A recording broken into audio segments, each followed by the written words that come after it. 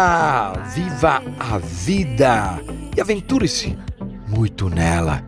Muito bom ter você aqui novamente no podcast Reset Humano, hoje com a segunda parte do episódio Aventura e Vida. Muito obrigado por me ouvirem. Sempre bons ventos. Hoje, como disse, apresento a segunda parte do episódio Aventura e Vida comigo e meu grande amigo Abelardo Walsh.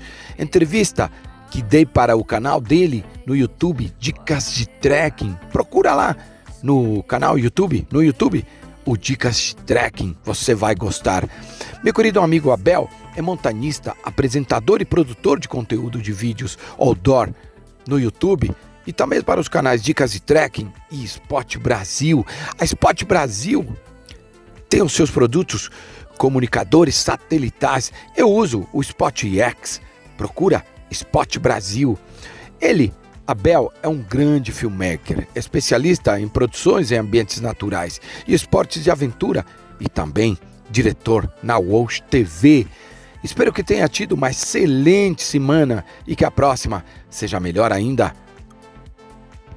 Hoje, o episódio número 116 da terceira temporada.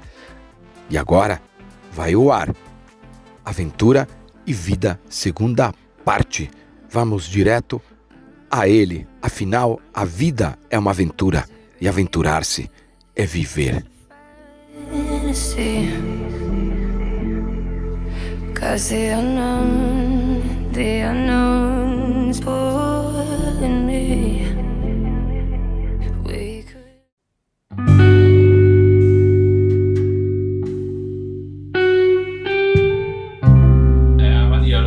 Ó, Fred, tem uma pergunta aqui do Lucas Teixeira, Luquinhas, meu super camarada. Lucas, vamos lá, Lucas.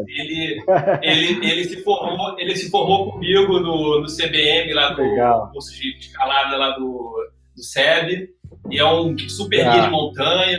E engraçado que ele era professor de inglês, largou tudo para ser guia de montanha. Uma linda história dele. E cara, escala muito, escala 7º grau, o cara tá voando na escalada. Ele tem uma pergunta. Vamos lá. Fala, Abelardo e Fred, obrigado pela oportunidade de estar assistindo este bate-papo de primeira. Queria saber do Fred, onde você busca este conhecimento que você transborda e que motiva a busca.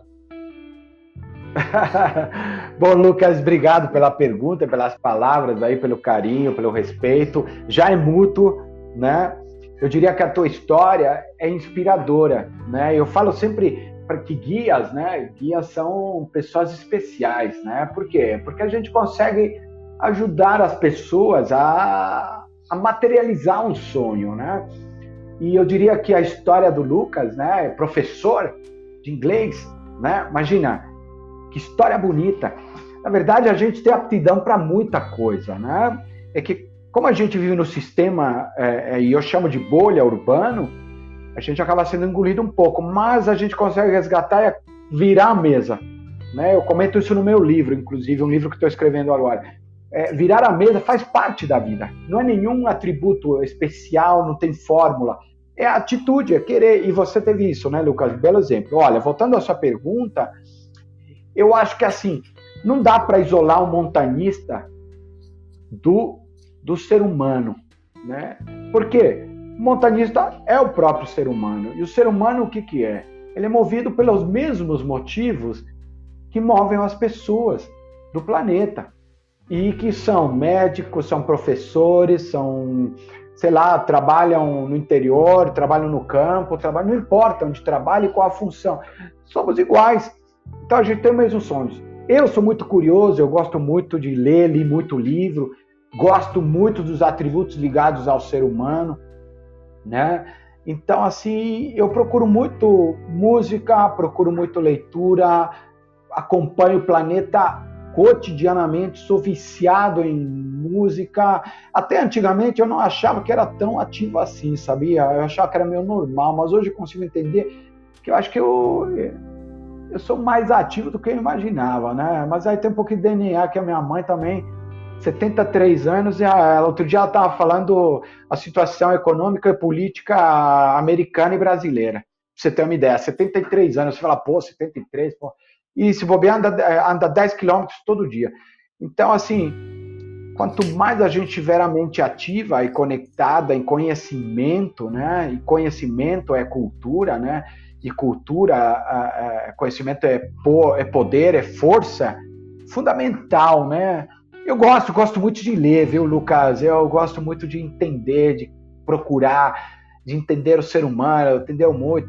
Nesse isolamento, eu tenho assistido, para você ter uma ideia, diversos documentários assim que de tudo, da origem do homem até o Império Otomano, para você ter uma ideia. Outro dia fui ver o documentário da Segunda Guerra Mundial. E aí para diante, né? Então, acho que se manter ativo, né? Ativa os neurônios, aí eles não vão morrendo. Eu diria que são viciados por conhecimento. Ô Fred, lembrei de um bate-papo que a gente teve, e aí eu achei super interessante que você comentou o seguinte, que um guia que não tem uma cultura, um guia de montanha que não tem uma cultura, ele é tratado apenas como condutor, assim, não tem assim, a pessoa não tem essa conexão com o guia, né? É só um prestador de serviço. Aliás, você tocou num ponto muito legal. Assim, quando você vira guia, né? E a palavra por que é guia? Na verdade, você vai direcionar alguém, mas você é muito mais que um guia. Por quê? Porque você faz um trabalho de gestor, você acaba gestionando, né? Administrando conflitos em um grupo, o mental das pessoas, né? O respeito, você multiplica valores do lugar para as pessoas, né? Você ouve muito, você acaba quase que virando um psicólogo. E se você não tem um preparo cultural, ou seja, por exemplo, essas pessoas, eu viajo com algumas pessoas que conversam muito política comigo, falam de economia, falam de música, falam de história do planeta e tudo mais. Se você não tem esse nível cultural, né, fica difícil você não interagir com esse grupo, né? Eu diria assim, isso também está intimamente ligado, Abelardo e o Lucas, que falou agora há pouco, ao nível profissional que você tem, o nível profissional que o mercado que você atua é. Eu diria, se tem uma dica que eu diria para os guias, e de maneira geral, tenham sempre busca por cultura, e cultura geral, não só cultura do lugar. Não seja um especialista, né, naquele parque só. Não seja especialista só no montanhismo, aquele cara que sabe todo, data, montanha, tudo certinho. Não! Seja uma pessoa com cultura global, né? Eu acho que isso vai deixar você potencialmente mais apto e as pessoas vão gostar mais, porque elas podem falar de tudo com você. Senão acaba só virando um guia. E não é só um guia, acho que um profissional, uma pessoa que te procura para viajar quer. Acho que ela quer algo a mais. Ela quer entender e aprender com você, né? Uma boa pergunta, viu, Abelardo? O Lucas arrebenta, cara. Sou muito fã dele. Eu ia perguntar, Fred, uma palavra meio forte, morte. Vamos lá. Ih, cara, morte, eu diria assim, é o primeiro aprendizado que eu tive com morte faz muito tempo. Eu lembro que eu sempre quis, e morte para mim me lembra a vida, né? Porque morte não é o fim. Morte é a passagem e a transformação para um outro tipo de vida. E aí, seja qual for, cada um acredita no que achar de maneira especial para si, né? Para mim, acho que ela é um valor para mim, é um pilar, porque eu sempre fico me questionando como eu vou querer a minha passagem, né? Como eu vou querer ir embora, né? Vou passar pela Terra somente aquela pessoa que respira, acorda, come, bebe, sai, volta, dorme, respira, bebe, come, sai, volta, bebe, respira. Não. Eu questiono se eu quero ir embora diferente. Eu quero ir embora melhor. Eu quero ir embora tendo deixado alguma coisa de bacana para as pessoas, nem que seja uma. É óbvio que a gente erra muito, porque ninguém nasceu sabendo. E aí tem a ver com o livro que eu falei agora há pouco, do macaco nu, que tem a ver com antropologia, com conhecimento. A gente só aprendeu a fazer um pouco melhor errando, né? Então, morte para mim tem total ligação com como quero ir embora. Eu quero que seja bom, eu quero que seja pleno, eu quero que seja sublime, e não romantizá-lo, simplesmente quero deixar legado, né? Hoje em dia, meu legado maior é passar a multiplicar conhecimento daquilo que eu aprendo no dia a dia, né? E no montanismo é multiplicar a cultura de montanha, multiplicar conhecimento, multiplicar sabedoria, né? Quem tiver disposto a isso vai encontrar sempre um Fred nessa conexão. Isso tem que ser eterno. Como você fica eterno? Com as coisas que você cria aqui, nesse tipo de vida, né? Se você cria coisas boas, as pessoas vão lembrar quando você morrer, né? Você mudou de passagem. Eu sempre falo também, quando eu morrer não é para ficar triste, não. Eu sempre falo que eu acho que eu vivi mais sonhos do que sonhei, né? E essa coisa de viver mais sonhos do que sonhou, eu desejei muita coisa, mas eu acho que, acho que eu tive tanta bênção em ter vivido coisas que nem imaginava sonhar, que eu posso morrer tranquilo. Então, se relacionar com a origem e com a continuidade, que eu não chamo de fim, fundamental para a nossa existência, viu, Abelardo? Você me fez lembrar uma coisa que eu acho importante, né? Que tem a ver com buscador de vida e atitude. E o que você comentou. Essa coisa eu lembro assim, eu até comentei hoje isso, né? Numa conversa que eu tive. Você na vida, quantas vezes você chegou no seu ponto limite e que você, por exemplo, disse, não, chega, eu não quero isso, eu não quero viver isso. Eu não vou me submeter a isso. E eu comentei hoje, né? E você me fez lembrar isso agora. É aquele ponto, teu limite, que diz, não, cara. Não quero mais isso. E hoje o que eu vou fazer? Você já pediu demissão sem ter outro emprego? Ninguém precisa responder. É só uma reflexão aí que eu compartilho com vocês. É aquela coisa... Você já foi viajar só com a passagem de ida? Né? Isso me lembra uma outra coisa, você ser dono de você, né? Ser protagonista seu, você liderar você, né? Eu acho que o ser humano, seja ele montanista, seja ele que não seja montanista, uma pessoa normal, ela tem que buscar ser sempre dona de si, né? E dona de si e ser fiel, a gente falou de valores, ser fiel a isso, né? Não, eu não quero, não admito isso, né? São coisas que eu vivi e coisas que eu compartilho aí com vocês, ali, para vocês pensarem aí, né? Ó, Fred, tem uma pergunta aqui de um fã, o Douglas Ribeiro. Ele falou, grande Fred, uma grande pessoa. Qual montanha você indicaria para começar em alta montanha? Ah, boa pergunta. Olha, bom, acho que assim, para qualquer iniciante, né, a gente falou agora há pouco em você se conhecer primeiro, né? Como é fundamental, né? E se conhecer implica entender o que você tem de pontos fortes e pontos a serem melhorados. Bom, digamos que está ótimo em tudo isso e você está em condicionamento físico perfeito, mental, né? Perfeito, planejamento seu está perfeito. Eu aconselho para você, sempre quebre primeiro altitudes de 4.000, 5.000, né? Jamais vá para uma de 6.000 de cara, né? Eu respeito até quem trabalha 6.000, né? Cada um tem uma forma de pensar, eu respeito todas as formas de pensar, mas no meu ponto de vista, de mais de 25 anos de montanha, né? Eu diria para você, é muito mais fácil, principalmente para brasileiros, eu viajo muito com brasileiros, né? Quebre primeiro os 4.000 metros, conheça, se entenda o clima frio, né? Como que é, porque se você vai para altitude, você vai enfrentar frio, né?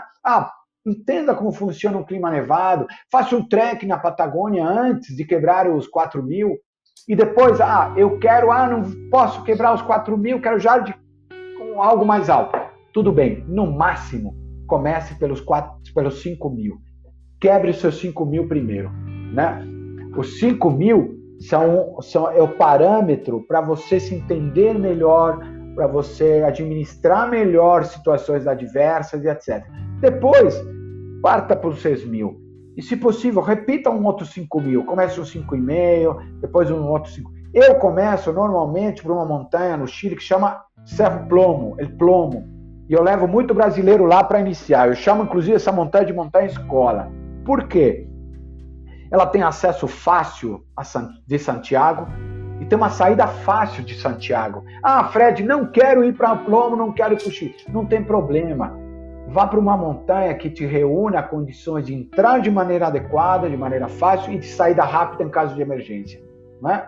Esse é o meu conselho. A montanha que eu indico, no caso, é Cerro Plomo. Ah, tem outras montanhas que podem ser? Tem. Né? Mas aí fica a critério, fica a dica aí de iniciar para uma montanha que te ofereça condições de saída fácil e de entrada fácil. Ô Fred, e o código de ética na montanha? Ah, cara, você tocou num ponto.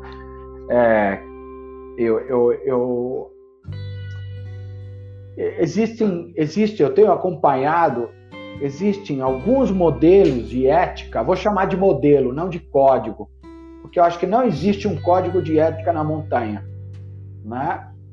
No meu ponto de vista, na minha humilde opinião, tá? O que eu acho que tem são dicas de como você se comportar na montanha, que eu tenho visto, saiu recentemente, acho que o ano passado, né, sobre algumas associações internacionais. Mas o principal código de ética que eu gostaria de deixar para vocês, seja ela na montanha, na natureza ou no teu dia a dia, é primeiro o teu código de ética dos teus valores, né? Fazer o bem sempre, né? Compartilhar e ajudar sempre, né? Não dá para você passar numa montanha e fazer pouco caso de situações ou pessoas que precisam de alguma ajuda, algo do gênero, mesmo que elas tenham errado feio, né? Eu diria que, assim, isso me faz lembrar uma conversa que eu tive com um amigo meu recente, do Chile, né? Que teve no Everest, a gente já teve, inclusive, na Aconcagua, a gente falava sobre isso, e você fingir que alguém não está precisando de ajuda e passar por ela e não ajudar, é muito ruim, é muito pobre, né? É muito pobre de espírito, né? Só porque o cume interessa, e essa é a expressão mais usada com iniciantes em montanha, não, só o cume é importante. Não, pessoal, a vida humana é mais importante, o ensinamento é mais importante. Eu já disse cliente meu que não tinha condições de subir, ele ficou muito bravo comigo, e ele não tinha condições de subir, ele não viajou mais comigo, mas anos depois me procurou pedindo desculpas, ele entendeu. Cada um tem o seu ponto de entender, o seu código de ética na montanha, mas básico, galera, básico, o ser humano é mais importante que o cume, tá? Essa coisa cume a qualquer custo, isso não vale, tá? Ah, não, porque eu contei para todo mundo que ia chegar no cume, não. Eu diria mais ainda, se você me permite, eu consigo separar dois tipos de montanhistas, né? O espirituoso e o cara que nem sei qual a nomenclatura ideal, mas talvez aquele que busca mais diversificar uma conquista, sem valorizar algumas coisas que nessa conquista te levam, né? Eu vou te dar um exemplo. No Everest, hoje em dia, atualmente, a gente conversava, eu levava esse papo, o montanismo se tornou mais acessível, que é uma coisa boa, não é ruim. De certa maneira, mais democrático, e eu sou a favor do montanismo mais democrático, mais acessível, com mais educação à pessoa que vai adentrar a montanha, né? Com mais condições. No Everest, hoje em dia, nem todos que chegam ao cume são montanhistas, né? Eu diria que são aventureiros, porque o montanhista, normalmente, ele tem uma filosofia muito estreita com a montanha, e normalmente vai até a velhice fazendo montanha, e mesmo assim, né, por uma opção pessoal, né? Eu me vejo, se eu tiver essa permissão, Pô, eu quero ficar com 80 anos subindo montanha, né? Eu não faço diferenciação nenhuma de quem me procura com 60, 65 ou de 13 anos para fazer montanha, que eu já levei gente para alta montanha com essa idade, né? Então, essa situação, tanto no Everest quanto no Aconcagua, de montanhas, algumas altas e alguns grandes desafios que eu tenho por aí, respeito todos, tá, galera? Independente de quem chega lá, mas acho que assim, você não precisa ser montanhista para você chegar num cume como o do Everest. E não precisa ser montanhista para chegar num Aconcagua.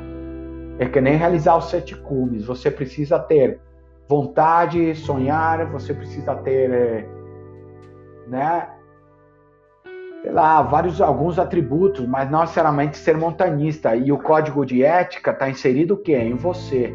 Nos valores que você carrega. Se eles são bons ou são ruins, você tem que questioná-los. Uma coisa eu te falo, ter compartilhamento, ter colaboração, humildade, né? E simplicidade, com certeza faz parte disso. Você faz o quê? Procura um bom profissional, né? Um bom profissional de montanha. Nosso mercado, no Brasil, ele é um mercado ainda imaturo, né? É uma criança que está aprendendo a andar. E no mercado imaturo, o termômetro crucial e imediato, sabe qual que é, Abelardo? As pessoas escolhem a aventura por preço. É verdade. O preço acaba determinando a escolha. E às vezes o preço acaba te derrubando. Eu já ouvi e vi situações, né? Não vou falar lugar, nem, sei lá, nem pessoas, mas uma pessoa me procurou uma vez e meu preço X, o lugar, né? Ela considerou alto, eu respeito, acho que cada um oferece o que quer. Só que ela falou assim, não, porque tem um outro guia que ela chamou de guia, né? Que essa pessoa chamou de guia, que o custo era absurdamente baixo. Aí eu falei para ele, olha, respeito, mas faço uma reflexão com você, compartilho com você. Eu não estou obrigando a você viajar comigo, né? Agora eu te falo só uma coisa. Se essa pessoa passou esse preço, ela não consegue nem comprar a corda necessária que precisa naquele lugar. Esse valor não consegue nem pagar o transfer, né? Uma pessoa que está te levando especificamente para lá com segurança te trazendo. E não vale nem um GPS, um relógio como esse, ou um GPS qualquer, ou um equipamento, um anorak. Então tem alguma coisa errada. Eu falei, questiona, mas tudo bem. Ele foi, o que aconteceu? Quase morreu. E voltou, me ligou, pediu desculpas, ele entendeu, compreendeu, perdeu a namorada, inclusive, por causa disso, porque a viagem se tornou um trauma. Então, você entender tua condição e o lugar e saber escolher, fundamental.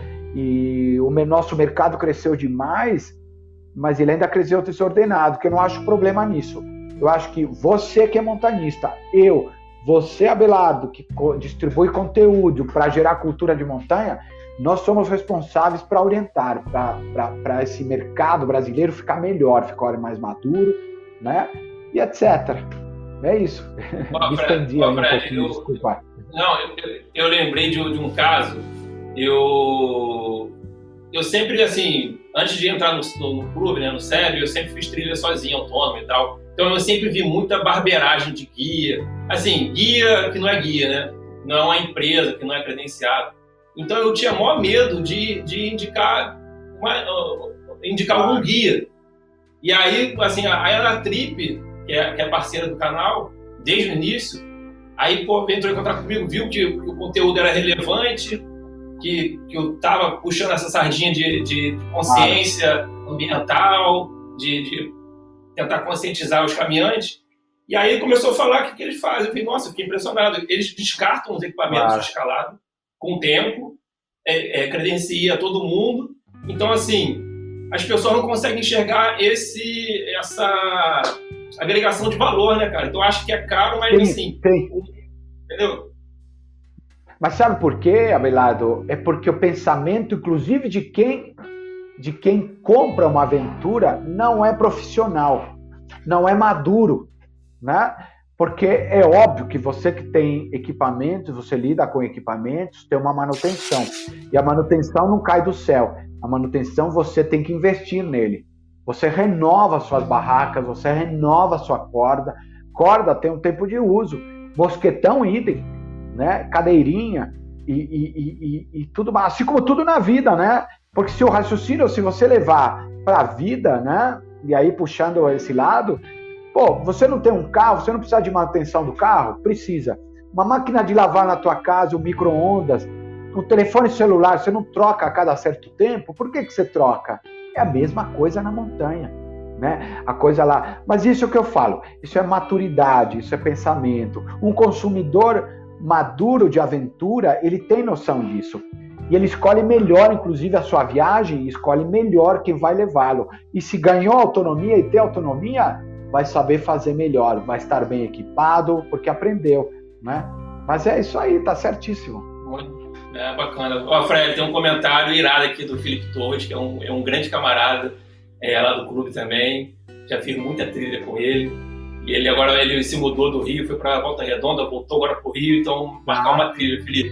Ó, ele falou o seguinte: fala, Bel, não conheci o Fred, como parece com a Nazi, vocalista com a Nazi do vocalista da banda Ira. Ô Nazi. Eu Nazi. sei, já me falaram, já falaram. Brincadeiras à parte, já deu para perceber que o sujeito é extraordinário. Parabéns pela primeira live. Felipe,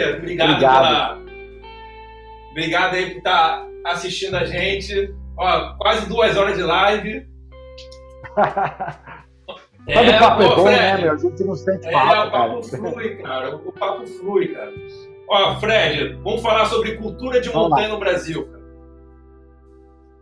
Cara, a gente tem pouquíssima cultura de montanha no Brasil, né? Eu acho que isso se deve porque no passado o montanhismo era feito por um grupo restrito, né? Um grupo restrito, e eu acho que eu vou te falar uma coisa na minha compreensão pessoal. O que ajudou muito ao crescimento por procura no montanhismo foi o ecoturismo, né? Que é aquele turismo mais simples, mais compacto, que era a vivência no ambiente natural. E ali, em consequência, o trekking. E o trekking acaba te levando para a montanha. E outra parcela que tem ajudado muito, o corredor de rua começa a correr nas corridas de rua e vai para o trail. Depois do trail, ele tem vindo para a montanha, né? Então, nós estamos num processo evolutivo de ganhar cultura de montanha. Quem faz a cultura de montanha? Vamos lá. Bom, primeiro, né? Primeira live pessoas como Dica de Trekking, né? No caso, você é um gerador de conteúdo, você é você é montanhista, os montanhistas conhecidos, né? E aí eu acho que os montanhistas mais recentes, né? Eu incluo o Max, incluo o Pedro, Hawk, incluo essa galera nova, essa galera da faixa dos 45, 30, ela já está vindo com essa coisa. Não, eu preciso passar para frente isso. Por quê? Né? Leitura de montanha, filmes de montanha.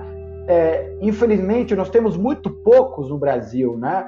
Me fala um filme de montanha brasileiro. Eu lembro de um que eu usava como treinamento quando eu era diretor de uma multinacional, que era o Extremo Sul, que eu usava como exemplo de como formar uma equipe e como não formar uma boa equipe. Então, você criar de cultura de montanha, você precisa de todos esses atributos. Quantas feiras de montanha nós temos no Brasil? Pouquíssimas. O montanhista, Abelardo, ele é um grande propulsor do gerador de cultura de montanha. Por quê? Ele tem que ser acessível, ele tem que ser participativo, ele tem que ser empático, ele tem que ser atencioso, Ele não pode ser estrela, não pode ter ego alto. Ele tem que ser simples, tem que ser humilde, porque o mercado, quanto mais cultura de montanha tiver, mais maduro, mais espaço, mais qualidade de trabalho. As lojas de aventura que vendem equipamentos no Brasil, elas têm que ser todas unidas. Todas. Digo mais, os montanistas, todos têm que ser unidos. Todos, absolutamente todos. A diferença de um para o outro, sabe qual é? É só a experiência de montanha, né? Porque eu ia falar em espanhol, a estrutura corporal, física é a mesma de todos. Só muda o conhecimento e a habilidade adquirida. Então, assim, todos nós somos responsáveis por gerar conteúdo de montanha para criar uma cultura, né? Então, eu sinto, às vezes, falta de produtor de conteúdo com essa pegada, entendeu? Que eu já vi gente, pessoal com 100 mil inscritos no canal e fazendo trilha de chinelo, e falando pro cara fazer trilha de chinelo, entendeu? Então, assim, acaba fazendo uma cultura errada de montanha, né? Sim. Ó, você tocou num ponto crucial. Você sabe por que você leva o capacete? Eu diria para você, é fácil entender isso. É porque você entende qual é o seu papel naquela distribuição dessa informação, entendeu? Você inspira, mas você é um educador. Se você é um inspirador e um educador, você não pode passar mau exemplo. E você tem que se policiar para não passar esse mau exemplo. Você tem que passar o melhor exemplo possível, né? Porque a gente é responsável por isso. Então você tem noção realmente do teu papel no mercado, né? Gerar conteúdo com qualidade, né? Não tem a ver com like. Ser um participante do mercado e ter noção do seu papel é fundamental. E é isso aí, parabéns. Eu acho que a gente tem que passar sempre o melhor exemplo. Ô Fred, e o livro? A gente não chegou a comentar, eu ia comentar no início, acabei esquecendo. Eu sei que você está escrevendo um livro, cara. E aí, você pode falar um pouquinho sobre ele? Ou ainda é segredo? Olha, como que eu vou falar? Não é nem segredo e também não é... Como chama? Não tenho falado muito, na verdade, né? Eu guardo para mim a inspiração e tudo mais, mas já que você tocou no assunto, em respeito às pessoas, né? Eu não vou dar um spoiler, mas eu acho que estou escrevendo um livro que tem muito a ver com um pouco do que a gente tem falado aqui. E é uma reunião de experiências. Não quero que seja um livro de relato do meu sucesso de montanhista, do meu, nossa, como eu sou bom, nossa, eu sou demais, ou descrever algum momento só difícil. Olha, não.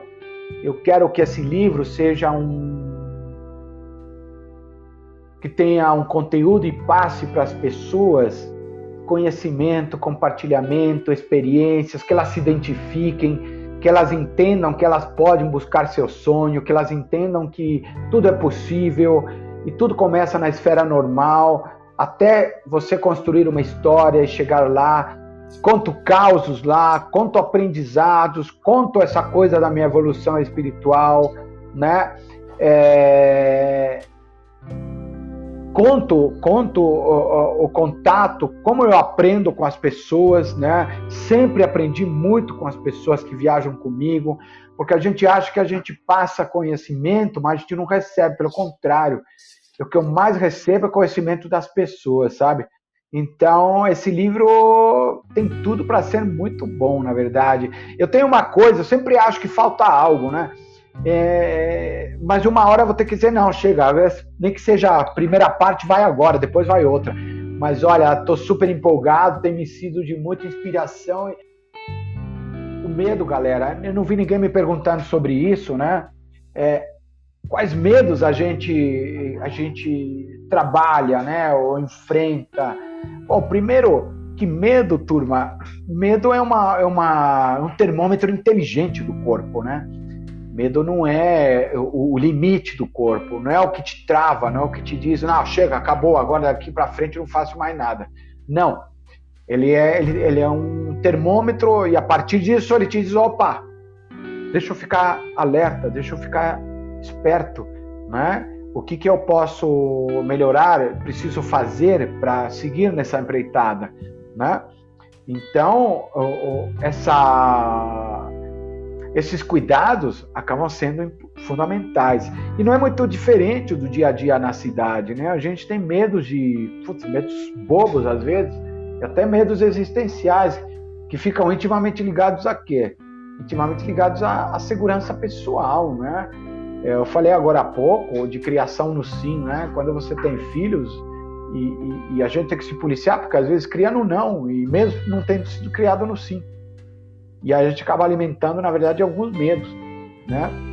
E na natureza, você vai ter que lidar com eles, né? Implica em risco também, risco calculado, né? Eu sempre falo que se você não gosta de risco e vai para uma montanha é melhor não ir, né? Porque Fred, risco vai ter sempre. Opa! Fred, falando um pouco em cidade, como que a galera que faz trilha, montanhismo, deve lidar com a produção do lixo? Qual é o conselho e firmar e lembrar que não é só um passeio, que a gente não pode esquecer as coisas para trás? Como é que uma pessoa que quer começar a praticar esse esporte, a conhecer esse outro lado, como é que essas pessoas devem se portar com as coisas que levam, o que se levar, evitar queimadas? Qual é a dica de segurança e de preservação do meio ambiente que com a sua experiência você pode passar pra gente? Bom, boa pergunta. Aliás, é fundamental, porque implica em qualquer esfera. A partir do momento que você nasceu no planeta Terra, acho que você é responsável por cuidar de quê? Da tua casa. Eu estou falando da tua casa física. Estou falando da nossa casa, que é o planeta Terra, né? É a Mãe Terra, né? Os quechua chamam de Pachamama, né? Ou seja, é uma responsabilidade existencial isso, né? Então não tem como você se retirar dela. Você tem que se incluir nisso, né? E quando você vai para o meio natural, a responsabilidade é imediata e maior, né? Às vezes você vai em parque, eles dão uma orientação, né?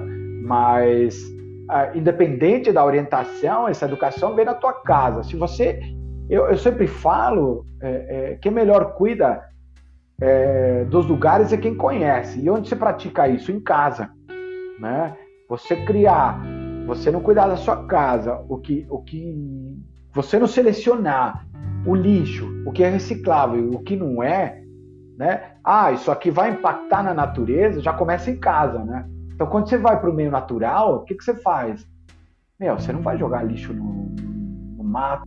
Leva, dependendo dos lugares, o shit tube, né? O shit tube é um tubo, literalmente, onde você coloca não só seu lixo, mas aquelas coisas orgânicas que a gente faz na montanha e não fica espalhando por aí, xixi, cocô, coisa assim. Coloca lá no shit tube e vamos levar embora. Tem lugares que não permitem isso. Aliás, como eu tenho que me comportar num lugar desse tipo, né? E não precisaria nem de educação, porque se você tem educação em casa, você sabe que você não vai fazer isso lá, né? É que nem jogar lixo na rua. Você não joga lixo na rua, né? Você não joga bituca de cigarro, você não joga papel do carro para fora, como eu já vi pessoas jogando lata de, sei lá, de qualquer coisa pela janela. Isso não se faz, muito menos no ambiente natural, né, pessoal? Eu acho que assim, sabe o que eu acho? Quem pratica montanha, quem pratica já tem uma certa experiência, não faz isso. Obrigação nossa que tem experiência de orientar isso, né? Entrar de qualquer parque e tudo mais, né? Papel nosso. Isso deveria ser uma ação civil, né? Nasceu no planeta, cuide do planeta. Nasceu no planeta, cuide da natureza, né? Do meio ambiente, etc, etc. A gente percebe que no isolamento melhorou a qualidade do ar. Aqui eu moro aqui em São Paulo, tenho visto noites espetaculares, estreladas, coisas que eu não via mais, porque o cotidiano de tanto carro na rua acaba tampando, né? Psicologia na montanha, como ela é importante?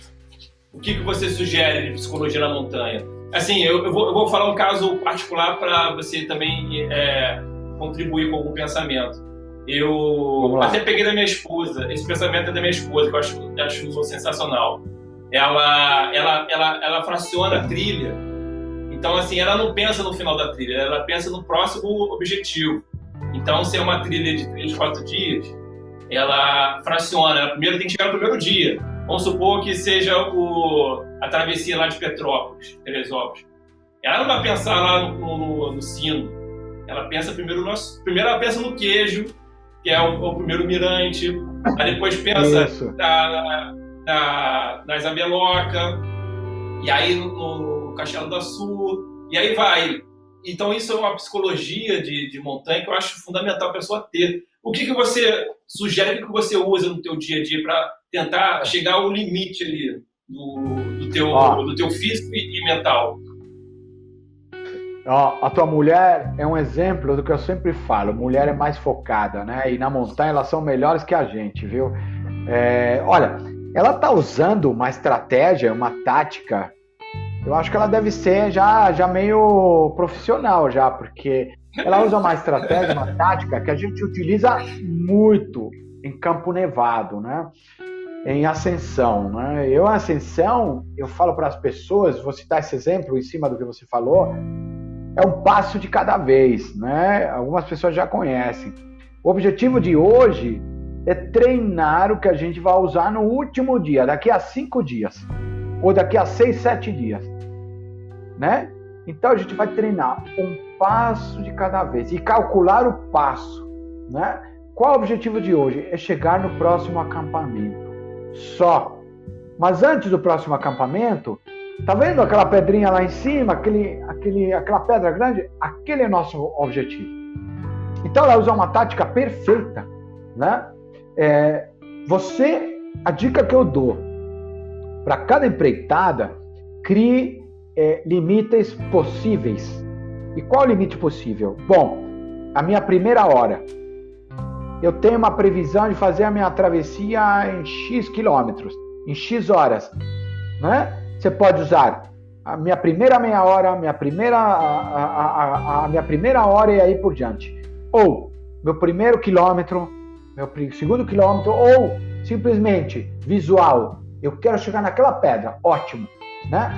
Eu uso uma tática, né? Quando eu vejo que as pessoas estão muito exaustas em montanha alta, eu conto passos e eu combino, vamos andar 10 passos. Isso quando estamos quase 6 mil, 5 mil, 5 e pouco, normalmente acima dos 5, 6. Vamos dar 10 passos, vamos respirar 1 minuto. Conte mentalmente.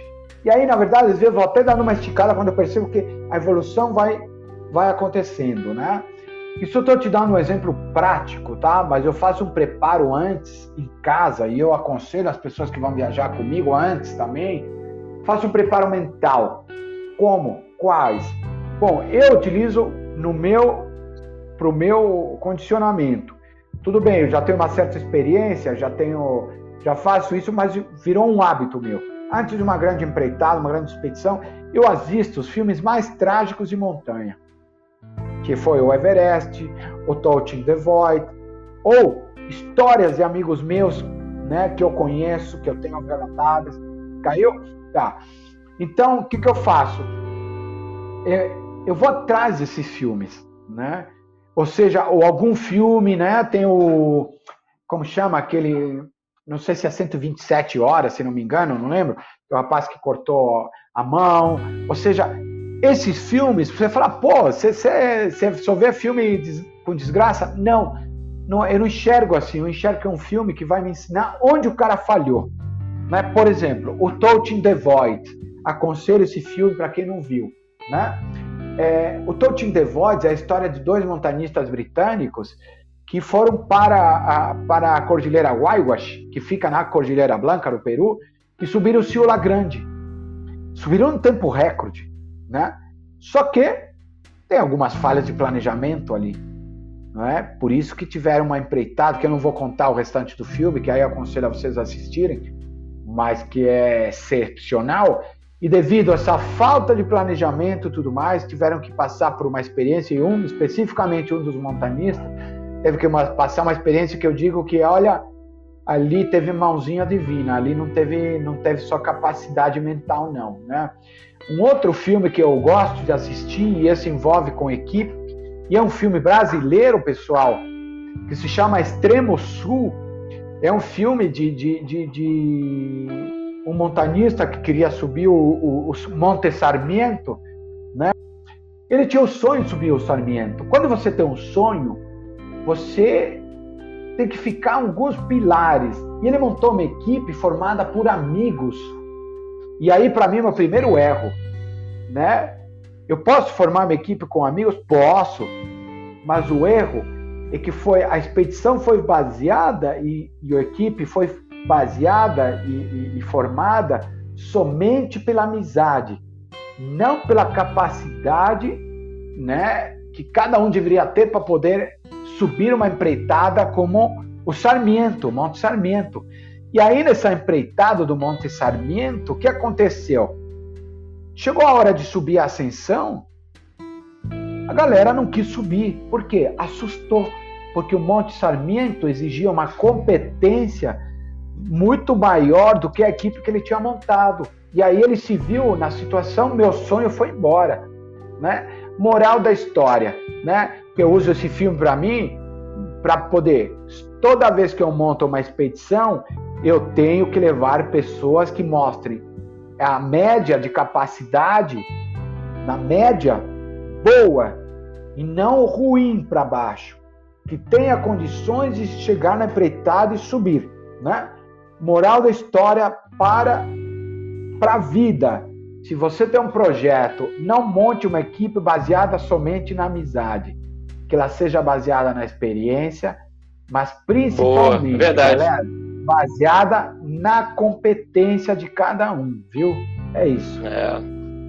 Disse tudo, Fred, pô, você é fantástico nas palavras, cara. Ó, vou fazer uma última pergunta, uma pergunta bem difícil, hein? É a última. Vamos lá.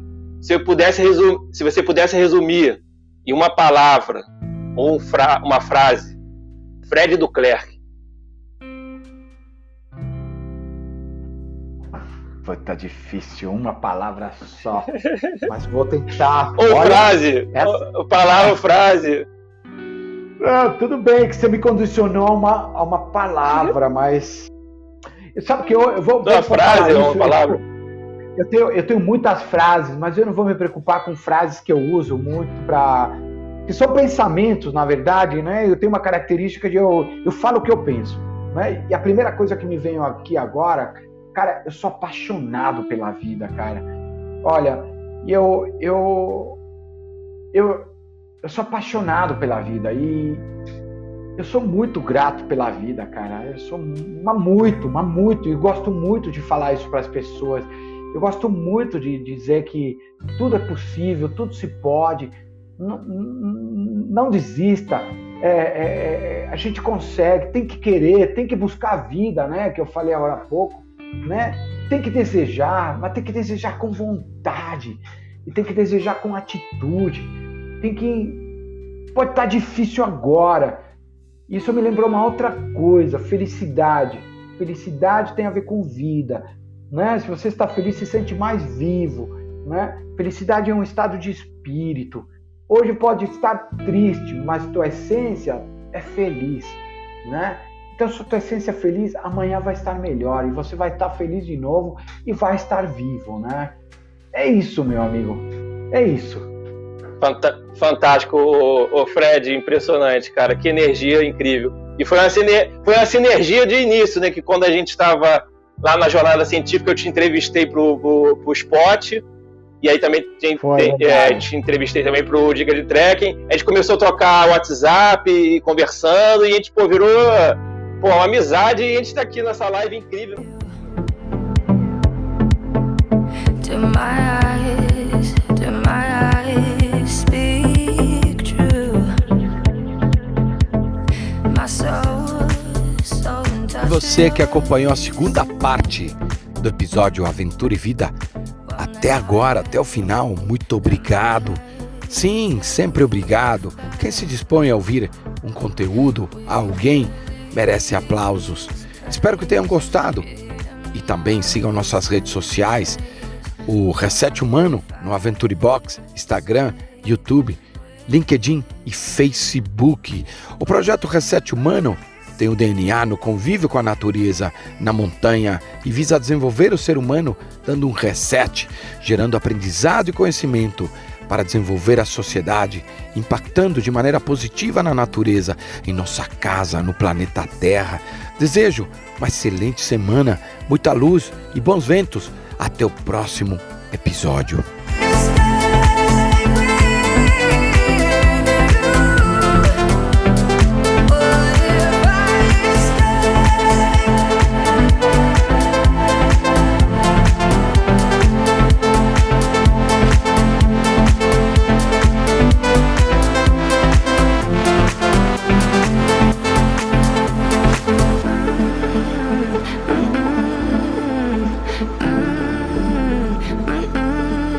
Is it real? Is it just a fantasy?